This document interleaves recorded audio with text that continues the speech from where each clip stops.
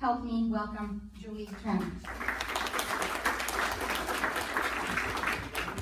Good morning. How are we doing? Happy Thursday. Almost through the week. I always wrestle with this. Okay, we'll leave it there. This is okay? Yes. Okay. I'm here from your government affairs team at C.A.R. My name is Julie Tran, and you can think of C.A.R.'s government affairs team as the people that you hired, right? To protect you from the people that you elected. All right, yes, that is the reception I always wanted. But we are here because there is a huge election that's coming up. Can anyone tell me when the election is this year? November 6th. Yes, thank you. November 6th. This is important not just for your state representatives, your congresspeople, your city council members, but the ballot propositions on this November 6th election. There are two of them that are going to have long-lasting effects on your business, on your housing industry here in California. One is supported by C.A.R. One is Prop 5, the Portability Property Tax Initiative, the one that we all helped to gather signatures for. We gathered almost 1 million signatures across the state of California to qualify Prop 5 for the ballot, okay? And I'm gonna go into detail as to why and what that will mean for your business if that is able to pass. But we're also very much opposing Prop 10. Proposition 10 is titled the Affordable Housing Act. Now this is very misleading because one, it does not create any affordable housing. It actually will disincentivize the creation of any housing in California because it will take away very important protections of property rights for your clients and investors and property owners to be able to have their units out for rental. Okay, so it has to do with expanding rent control in California. But let's start with Prop 5. Let's start with the good news. Let's see what we can do to help this affordability crisis the right way. Prop 5 would take away moving penalties for senior homeowners. And so I'm talking about homeowners who are 55 and older, who right now, when you're knocking on doors or when you're talking to them about selling their house, they may be really into the idea. They may say, okay, I would love to tap into all this equity on my house that I've built up over the years and find myself a place that better suits my needs. My kids have moved away. I have 4 unused bedrooms. I'm in a great school district that I no longer need. I need to be close to medical care. I need a 1-story house. I need some place that's walkable, things like that. But what are you going to do, though, about this huge spike in property tax that I'm going to face if I leave my Prop 13 property tax behind? Because a lot of senior homeowners, they've been in their house for a long time, and they're paying about $1,000 to $2,000 per year, maybe $3,000 for property tax. As of the market right now, the average property tax is going to be around $7,000. That's a quadrupling of their current property tax bill. So that is holding a lot of senior homeowners behind to be able to move. In fact, over the last 18 years, over 3/4 of our senior homeowners, only 55 and older, have not moved. And they want to move. They want to free up these houses for younger families, for first-time homeowners, for people who need the 4 bedrooms in the great school district and a 2-story walk-up, for people who need the big backyard. They want to be able to leave that house behind. Prop 5 would allow them to do that. As the law stands right now, if you're a senior homeowner, 55 and older, you can do a property tax transfer one time, okay? You can transfer your low property tax with you when you move, if and only if you buy a house of the same value as the house you just sold or lower, okay? But in today's market, it's going to be hard to find a house that suits your needs, and it's going to meet that criteria. Also, this is limited to a one-time use, and you can only move within the county where you have lived, or to only 11 of the counties in California that accept this transfer. But really the biggest barrier is that one-time requirement, because say you make this tax transfer as a 55-year-old couple, okay, you and your spouse filing jointly took your property tax and moved once. Say you split up or your spouse passes away, unfortunately, and you're left in a home that no longer suits your needs. Because you've already used that one-time transfer, you're now locked in that home. Does that make sense? No? Yes. Okay. It's keeping me on my toes. I like that. Yes, so taking away that barrier. Prop 5 would take away those 3 barriers. That is the one-time transfer. So now with Prop 5, you can take the property tax transfer as many times as you need to every 2 years, okay? You can also move anywhere within the state of California, so it takes away the county barrier.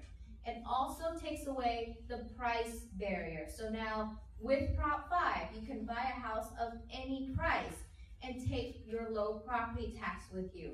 Though if you buy a house of a higher price than the one you just sold, you're going to be paying what is called a blended basis. You're going to be paying the original property tax rate for as much as the price of the house that you just sold. But for the difference of the higher priced house, you're going to be paying market rate for that. So this is how that works. If you have a house that you bought for $100,000, we're going to use really simple numbers. Your original Prop 13 property tax base is 100, right? And right now you just sold it for 300. So right now you're paying taxes on a $100,000 house on a current $300,000 value. So when you transfer and you buy a $400,000 house, you're going to take that first 100 for as much as the $300,000 value, and then pay an additional 100 on top of that. So in total, your property tax base will be $200,000 instead of the $400 market rate. That makes sense? So it doesn't go all the way up, but it doesn't stay the same. So there is a little tick up, but people can afford this. Okay?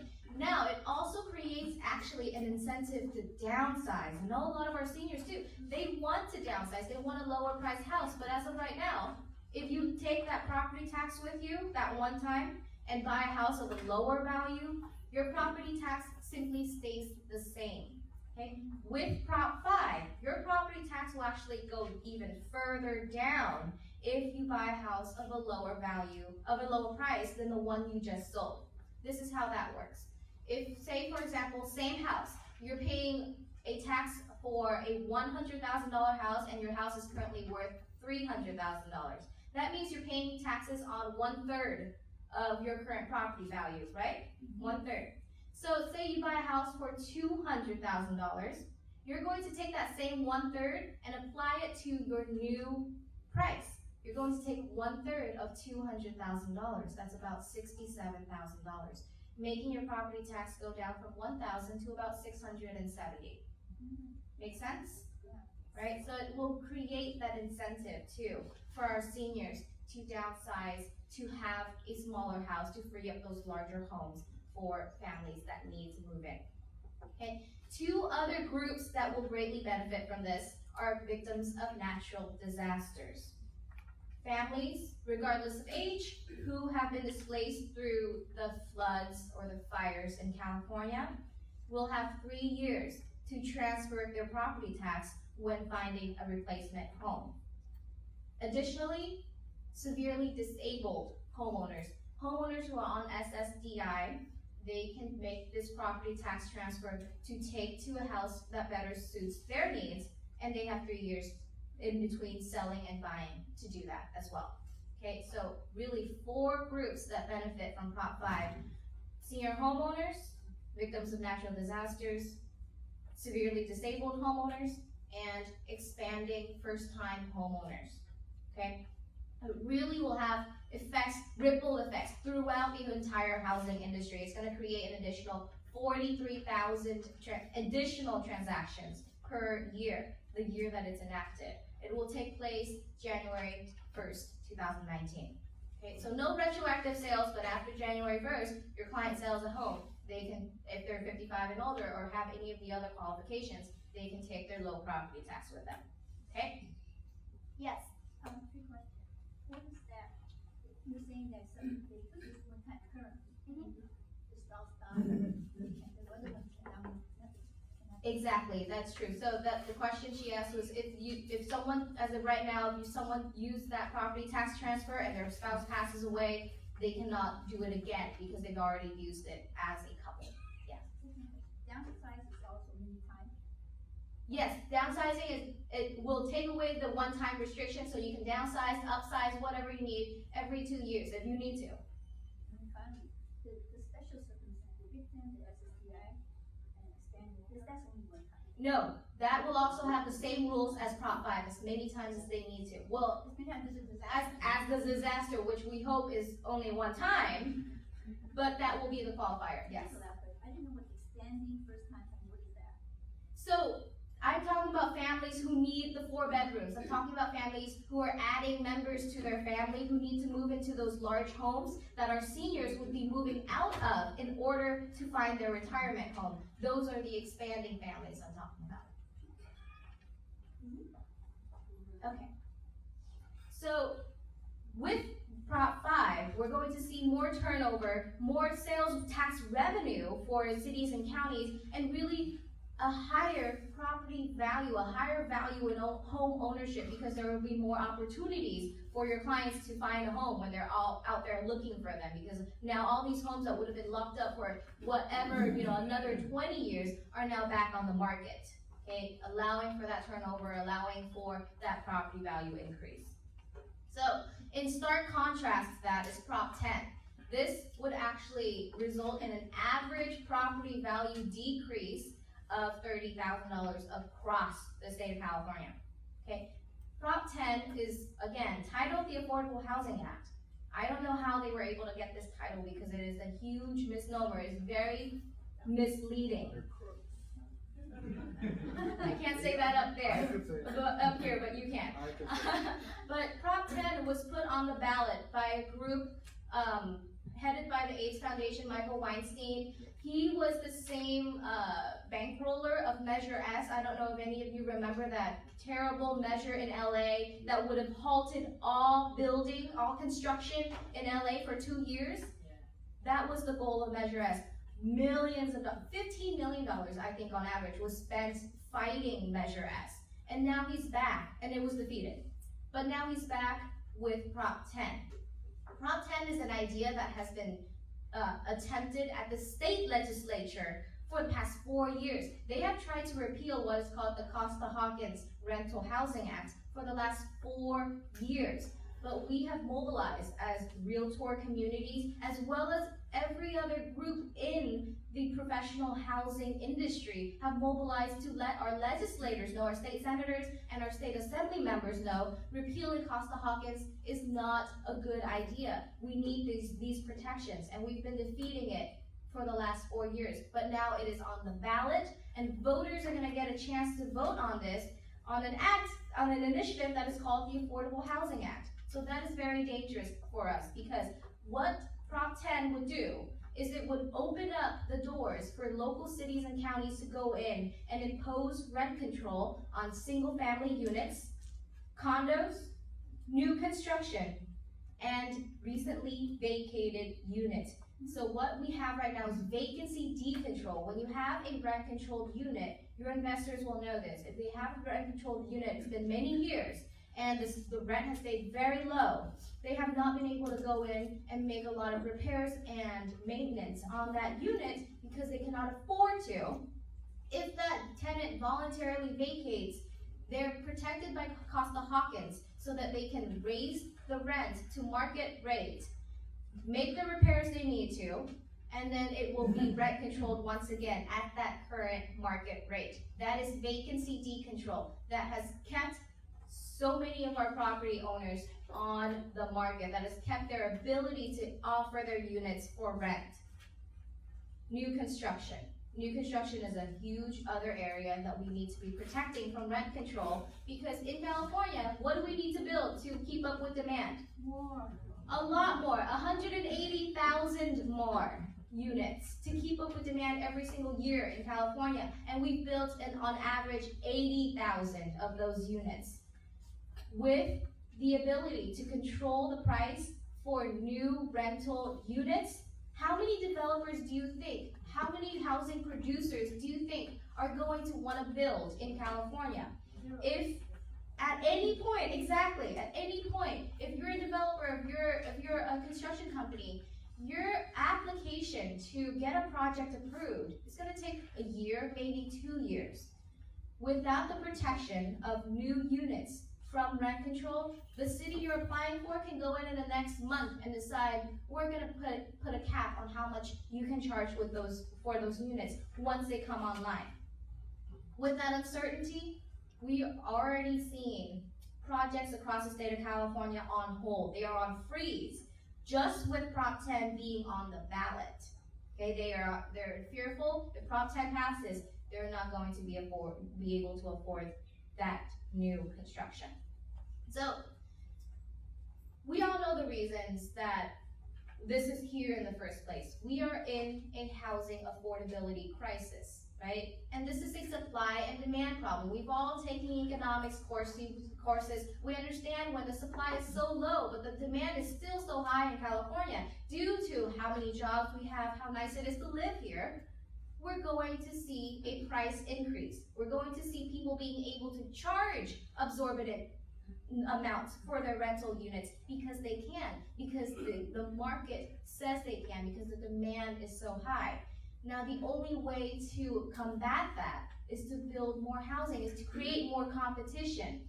And California has made it so hard to build. NIMBYism, by the way, if you've heard NIMBYs, not in my backyard, right? A lot of communities, they know we need to build more, but they don't want it in their backyard.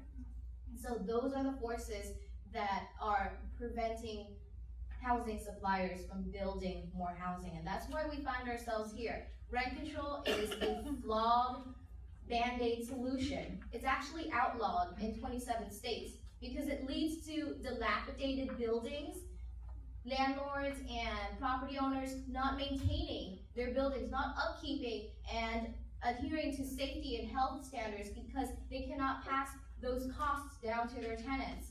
It's led to the decrease of supply. There's been very little actual affordable units in places like Santa Monica, in San Francisco, because there is no incentive to build it. The biggest housing producer in Santa Monica is the city of Santa Monica.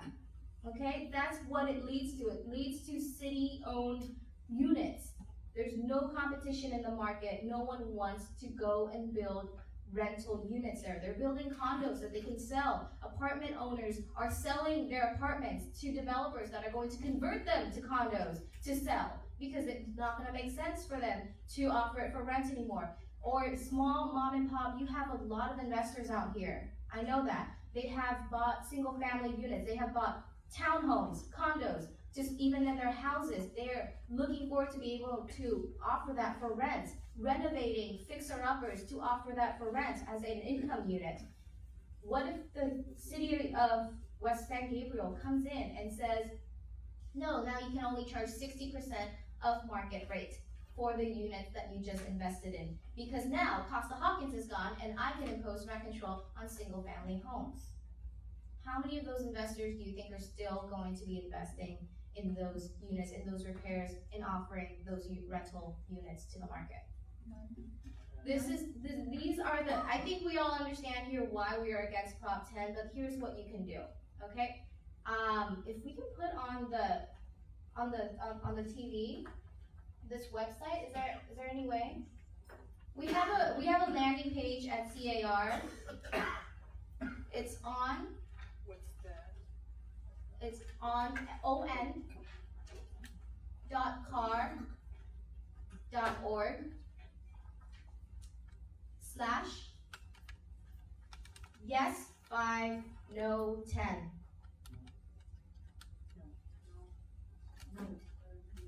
The word 5 or The number 5, yeah, that's it. So that is our landing page. You will have to log in. Do you have a login here? I can log in. You guys just need to see this because we have all the tools we need.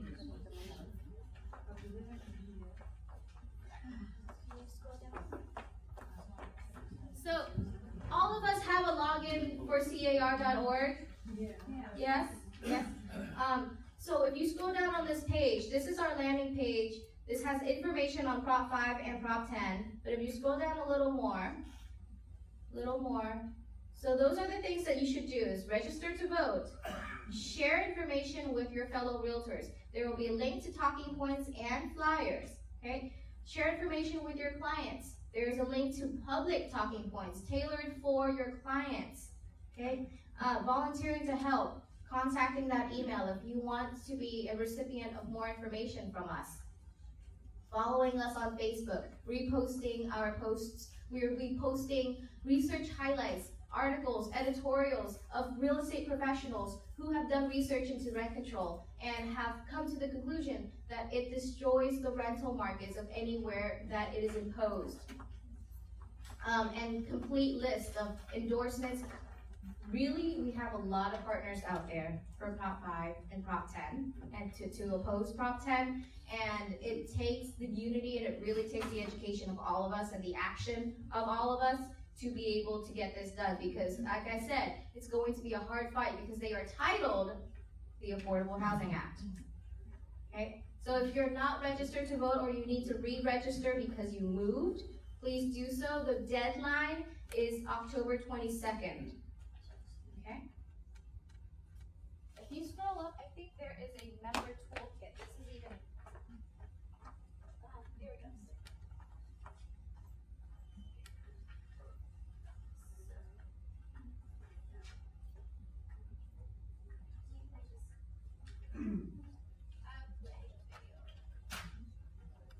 California realtors have an important chance to protect California's homeowners and extend much-needed property tax protection to seniors, the disabled, and victims of wildfires and other natural disasters.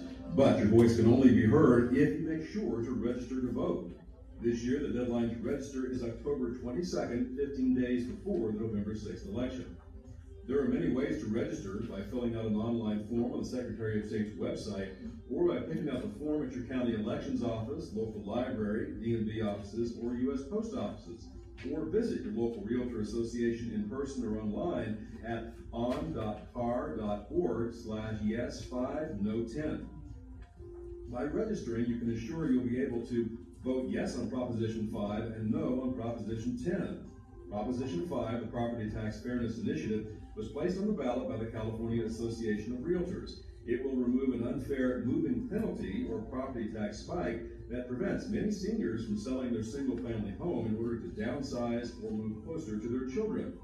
Proposition 10 is opposed by the realtors as it would worsen the housing affordability problem by repealing important protections that homeowners have had for more than 20 years.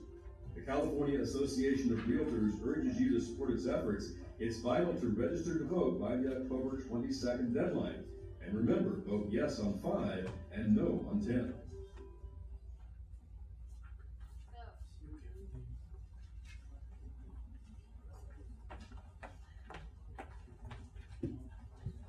That video is on the website for you to share it. So you can share it via Facebook, Twitter, any website you may have.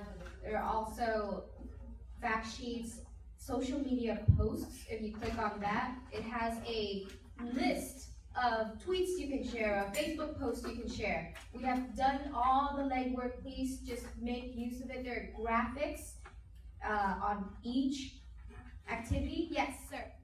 Yeah, Julie, are there any yard signs or? Yes. If you scroll down, definitely yard signs are available on the website. We have the template. Our local associations can print them for you using their impact funds. But if you're attending Reimagine in a couple of weeks, we will actually have some of them there too. Okay, yes. Julie, we will have 400 lawn signs here at the board. Awesome. For everybody to take a couple back to their home, their office, their 400 lawn signs. I love it. Yes. You missed one important part about rent control, Yes, sir. and that's relocation fees. Oh, it can come. $16,000 to relocate one person in LA today. Relocation fees, yes. It's average $16,000 to relocate one person today if they're in a rent-controlled unit. Because guess what? If you're in a rent-controlled unit, you don't want to leave. your property owner has to go through what is called a just cause eviction process, and that process is a court process that costs thousands of dollars additionally. Yes, ma'am. San Monica, 30,000, my bedroom, 2 bedroom, 30,000. Wow. Yeah. What is recently vacated unit? Recently, yes, so that is vacancy decontrol. When I refer to Costa-Hawkins protecting recently vacated units from rent control, that means if you have a unit that is in a rent controlled area, if you have an apartment that's rent controlled and it's been kept very low, say it's only about 40% of market rate right now that you're charging, and that tenant voluntarily vacates, you can charge market rate again. That's vacancy decontrol. Okay? So with the new, is it to the 10? Not. If Prop 10 passes, those protections are repealed. Costa-Hawkins is repealed. Costa-Hawkins is what provides these 4 protections for single-family homes, condos, new construction, and vacancy decontrol. Yes. Yes, ma'am. Julie, first, thank you, wonderful presentation, thank you. A couple of questions. One, when I'm out in the field, obviously this is a hot topic of field. Is that the site for them to go on? Should I tell them to go on to on.car.org? For realtors, yes, on.car.org. But if you're a member of the public, you can go at C.A.R.org and just search Prop 5. You'll get taken to a public page that you can view information on as well. And our other public pages are voteyesprop5.com and noon10.com. Okay, and then my second question is on that moratorium that was just put into effect. In LA County? In LA County, unincorporated areas Mhm. from LA County. How is that affected when on election day regarding Sure. Prop 5 and Prop 10? Right, so LA County just recently on September 11th voted for a moratorium on rent increases by 3%. That triggers a reporting period for the city manager and the city staff to come back with a full rent control ordinance in 60 days. Now in that 60 days, the election would have passed, so they should know if they're now able to include single-family homes, condos, new construction, and recently vacated units in their new rent control moratorium. Now this is LA County, so they can impose rent control on all unincorporated areas of LA County. But they're doing this as a pressure for cities within LA County to impose their own forms of rent control. This is the county going in and saying, cities, you need to be doing what we're doing. So will that go away if Proposition 10 is defeated? It does not go away. No, it can be strengthened. Their rent control ordinance can be even more overreaching if Prop 10 passes and those protections are removed. Yeah. Sir, yes. With the name affordable housing, obviously if I'm a tenant, I'm not, but I'm saying if I'm a tenant, hey, Right. this looks appealing to me. Exactly, so how that's do- why. How do you counter, I mean, it's a misleading term because they're gonna shoot themselves in the foot. Exactly. But how is that communicated by saying, no, this is not good for you, but. Right. They're So not they're- gonna understand that, they're looking at the dollar Mhm. factor, they're saying, hey, they're not gonna increase my rent. Yes, so there are vast coalitions across the state of California that are going to be doing targeted messaging for all of our tenants to let them know this is not going to be good for you. If a landlord has a rent control cap, he or she is going to take that cap every single year. They're going to be raising your rent by that maximum level every single year, regardless of whether or not they need to. They also will be disincentivized to upkeep your unit. Do you want to live in a health and safety hazard? Yes or no? We need to be asking tenants, do you believe that rent control is affecting and helping the people that is actually supposed to? Because there is no needs testing. A landlord can say, oh, I'm going to pick the tech worker, the 6 figures earner, rather than the single mom who is getting food stamps, because I know this 6-figure owner will be more likely to leave my unit. Which brings the other question where if there, C.A.R. and the new forms for rentals, there's the bed bugs, there's all of this stuff that needs to Right. be There are a lot dealt of with. costs. And then now, if something like that happens, the tenant can say, well, look, I got bed bugs, I'm gonna sue you because you didn't take care of this, and this, now you have. There's rent going to be control and- many litigation costs that are going to come from expanded rent control, you're correct. Sir, yes. The bottom line, rent control causes blight, because under rent control, as a property owner, if I can't raise rents, I can't afford to improve the units. Exactly. You can go across the country, places that have rent control, and whole neighborhoods are empty, because the owners of the property would rather keep it empty, burn it down, tear it down, because It doesn't it's more valuable make to them. sense to keep them on the Keep it market. Exactly. There are a lot of vacant units in Santa Monica, but you know what they can do? The city can come in and charge a vacancy tax. Yeah, they can now find a way to have you pay for not offering your units for rent. They can also charge a rental income tax. These are the crazy ideas that would take place if we take away these protections. So it's really important. I think we're all on the same page here. Yes. Let me see if I understood this correctly. You said if it goes in effect, the people are actually being deceived because they think they're gonna be controlled in their rent, but in actuality, they don't know that it will go up every year, you said, right? Exactly. So the tenants are being deceived because this is being used as a political pony. They think their rents will be kept low. However, this does not mean statewide rent control. This does not mean any creation of affordable units. All this means is the units that were previously not able to be rent controlled are now going to be open to rent control. Okay? It does not affect currently rent-controlled units. That's really one point to make clear. And if you're a landlord in a rent-controlled unit, like I said, they're going to be taking that increase every single year. Yes. In the back, yeah. Does C.A.R. have a position on Prop 1? No, we are focused on Prop 5 and 10. You wanna just, this is scary, because I call the Santa Monica, rent control, when you pass, and you decided a single family home or a condo you wanna sell, you have to sell the tenant with it. It's Santa Monica. Right. Which means you have to pay a lot to get this tenant out, who's gonna buy a single family? Single, tenant? yeah, relocation That's fees. what Santa Monica, that's expensive, that's just not the set relocation, if they have the willing to go, you might have to pay. It's a buyout, yeah. Yeah, have you need to buy them out. Because they know you can't sell without them. Exactly. sick, you can't get them out. Exactly. Yeah, there are many issues when a government decides to come in and sever that relationship between the landlord and the tenant. Does C.A.R. have a flyer of some kind explaining these things? Absolutely, yes. So that's the website that's on the TV right now. It's on.con.org/yes5no10. Exactly. And if someone could come up with a jingle for me, that would be really appreciated. Come up with a song for Yes 5 No 10. We've been racking our brains. Something that really resonates, you know. I'm not musically inclined myself, but I'm sure there's someone in this room that could help with that. Because we really need to make sure people hear us.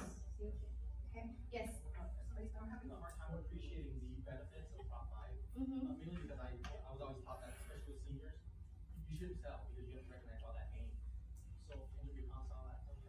As a senior, you shouldn't sell because you need to what? Recognize the gain. Recognize the gain? Yes, on sell. I mean, you're gonna obviously a very low basis. Oh, capital gains? Yes. Oh yeah, you can have capital gains up to $250,000. That's negligible. That's if you live in the You make it property. so low, and then you're selling for my price. So that's why I'm having a hard time. I don't see how there's benefit to someone. Right. So a lot of seniors are in empty nests and they're in houses that are not suitable to their needs.